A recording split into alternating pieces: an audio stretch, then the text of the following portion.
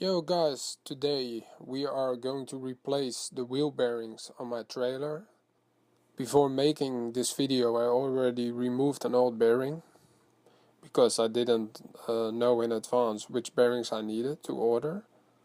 So I removed the old one, took some measurements like the outer diameter, inner diameter, the width of the bearing, or the height, I don't know which one, but take all the measurements you need and then you know which bearings you need to order.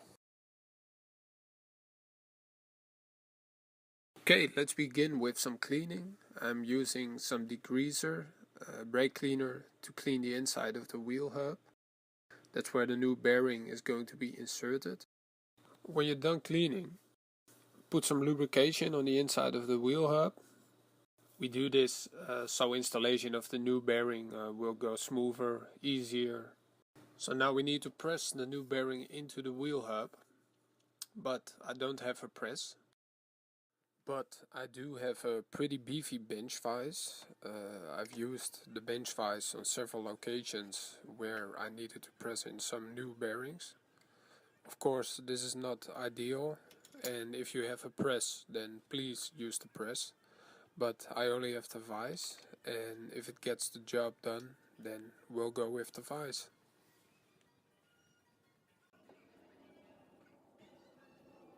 As you can see, I'm using a block of wood between the jaw of the vise and the new bearing. I think this speaks for itself. With the block, I can only push so far. For the last bit, I'll use the old bearing, because then I can push on the outside part of the new bearing without damaging it. Because the bore above the snap ring is bigger, I can get away with this, otherwise I would push the old bearing back in.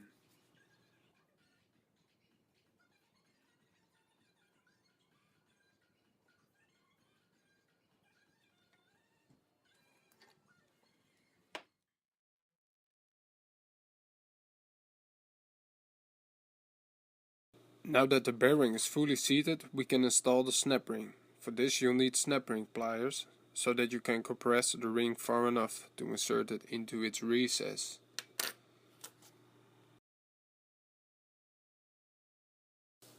Mind you, it's very important that you don't forget to install the snap ring, and make sure that you installed it correctly, because the snap ring prevents the bearing from working its way out of the housing. Because there's nothing stupider than driving on the highway and being overtaken by your own wheel.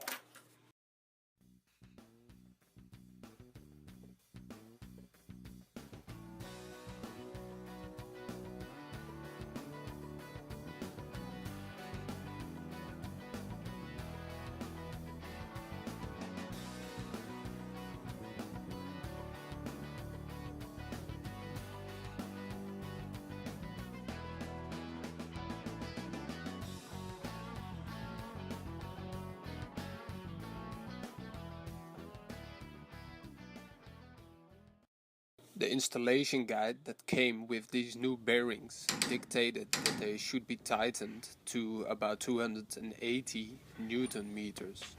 The torque wrench I'm using only goes to about 210 Newton meters, so that's not enough. But I took the breaker bar and I tightened them just a little bit further. Yeah, it's not an exact science and it's not precise, but I'm confident that the bearings are tight enough.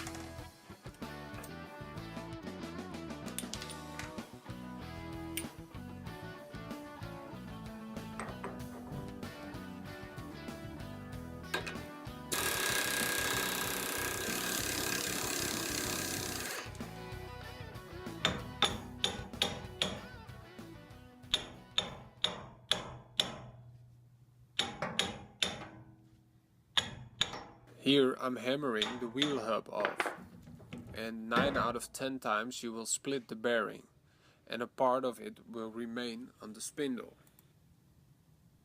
as you can see here. Now I am able to chisel it off right now, but sometimes they can be really stuck and you will have to take a grinder and grind them off. Now while chiseling, I damaged the spindle a bit. Later on in the video I will take an air grinder and smooth out the damaged spots that I created.